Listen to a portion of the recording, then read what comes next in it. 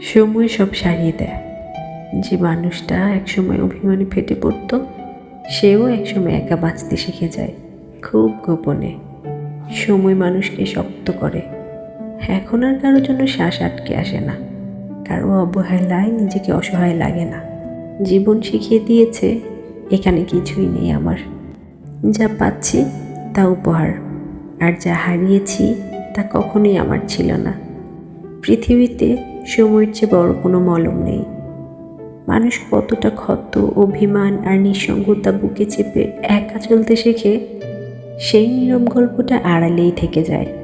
কিন্তু সময় ঠিকই সব ফিকে করে দেয়।